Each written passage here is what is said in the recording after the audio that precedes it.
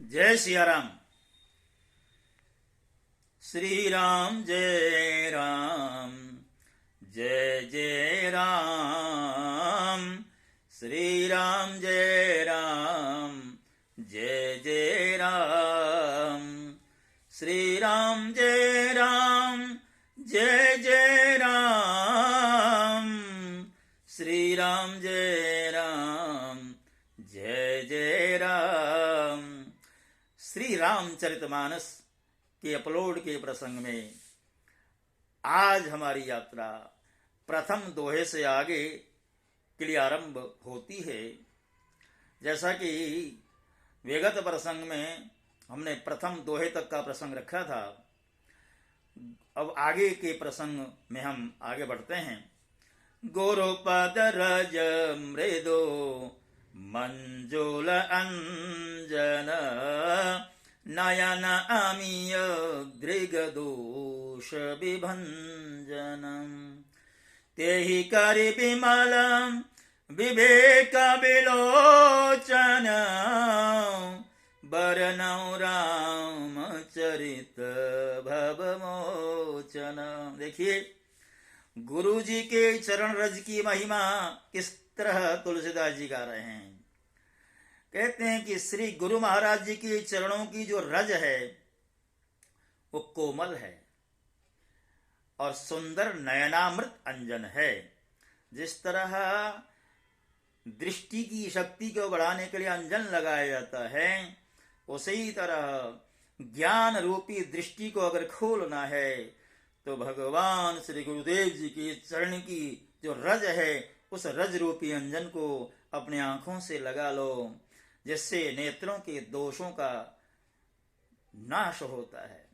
उस अंजन से विवेक रूपी नेत्रों को निर्मल करके मैं संसार रूपी बंधन से छुड़ाने वाले श्री राम चरित्र का वर्णन करता हूँ। भगवान श्री राम के चरित्रों का वर्णन करना कोई सहज कार्य नहीं है, बिनु गुरु कृपा के ये संभव नहीं है।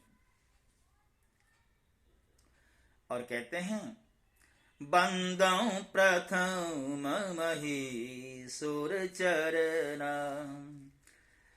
तुलसीदास जी की सरलता तो देखिए, मानस के प्रसंग में प्रवेश करने से पहले सबके प्रति सद्भाव प्रकट करते हैं, सबको प्रणाम करते हुए चलना चाहते हैं।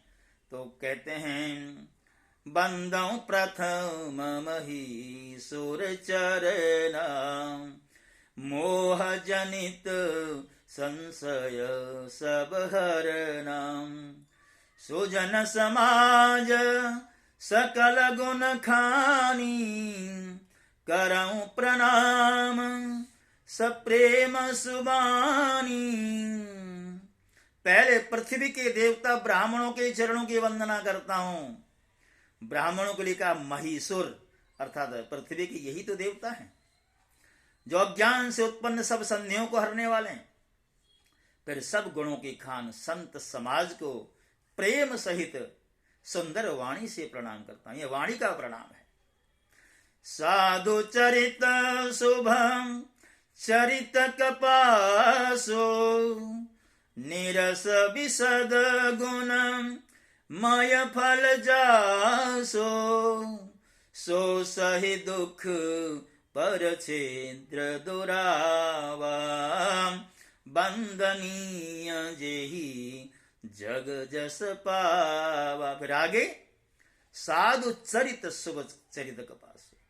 साधुओं को प्रणाम किया गया है। साधुओं का चरित्र कैसा होता है? कपास के समान होता है।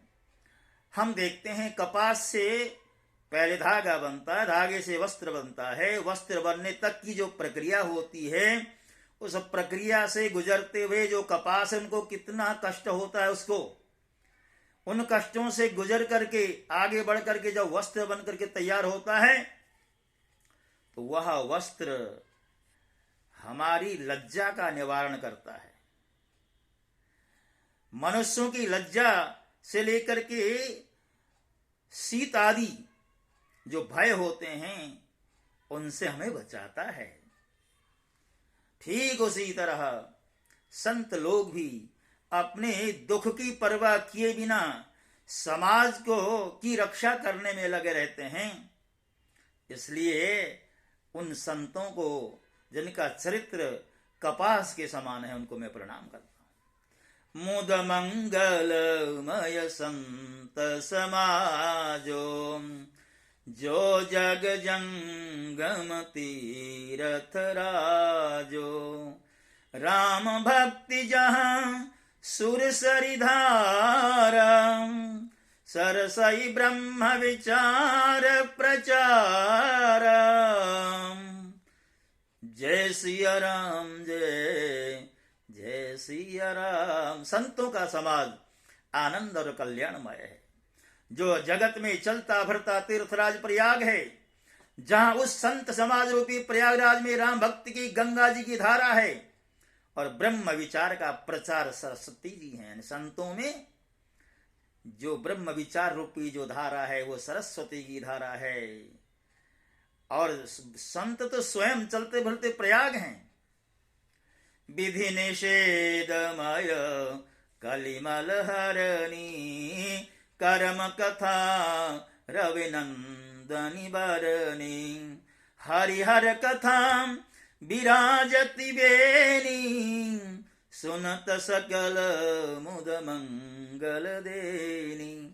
विधि और निषेध अर्थात ये करना चाहिए, ये नहीं करना चाहिए रूपी कर्मों की तथा कलयुग के पापों को हरने वाली सूर्य तना यमुना जी है। यानी कि प्रयाग में 3 नदियों का संगम है, गंगा, यमुना और सरस्वती। भगवान विष्णु और शंकर की कथाएं त्रिवेणी रूप से सुशोभित हैं, जो सुनते ही सब आनंद और कल्याणों को देने वाली।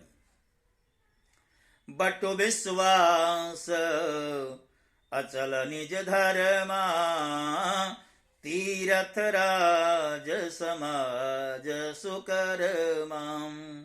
सब ही सुलभ सब दिन सब देशा, सेवत सादर समन कलेसा। उस संत समाज रूपी प्रयाग में अपने धर्म में जो अटल विश्वास है वह अक्षय वट है। जिस तरह त्रिवेणी में प्रयागराज में अक्षय वट की बड़ी मान्यता है। शुभ कर्म है उस तीर्थराज का समाज परिकर है। वह संत समाज रूपी प्रयागराज सब देशों में सब समय सभी को सहज ही में प्राप्त हो सकता है, और आदर पूर्वक सेवन करने से कष्टों को नष्ट करने वाला है। अखत अलौकिक तीरथ राओ, देई सद्य फल प्रगट प्रभाव। वह तीर्थराज अलौकिक और अकथनीय है एवं तत्काल फल देने वाला है। उसका प्रभाव प्रत्यक्ष है। यानी संत समाज रूपी जो प्रयाग है उसका आप सेवन करके देखें। दूसरे जो सत्कर्म होते हैं उनमें फल की प्राप्ति में विलंब हो सकता है, किंतु संत समाज रूपी त्रिवेणी में यदि आपने उसका आश्रय ले लिया, संत समाज रूपी त्रिवेणी में अवगान स्नान आदि किया, उसका तत्काल फल प्राप्त होने वाला, इसमें कोई विलंब नहीं है। सुनि समुजय जन मुदित मनम, मज्जय अति अनुराग। लहाई चारि फल अछत तनु, साधु समाज प्रयाग। साधु समाज प्रयाग। जो मनुष्य इस संत समाज रूपी तीर्थराज का प्रभाव प्रसन्न मन से सुनते और समझते और फिर अत्यंत प्रेम पूर्वक इसे गोते लगाते, यानी संतों का संग करते हैं, वे इस शरीर के रहते ही धर्म अर्थ का मोक्ष चारों फल प्राप्त कर लेते हैं। इस संत समाज रूपी प्रयाग में जो अवगान कर लेते हैं, जो संतों का आश्रय कर लेते हैं, उन्हें किस तरह सद्य फल की प्राप्ति होती है, इस प्रसंग को आगे की चौपाइयों के माध्यम से आपके समक्ष रखा जाएगा। तब तक लिए जय सिया राम। श्री राम जय राम, जय जय राम। श्री राम जय राम, जय जय राम। श्री राम जय राम, जय जय राम। श्री राम जय राम,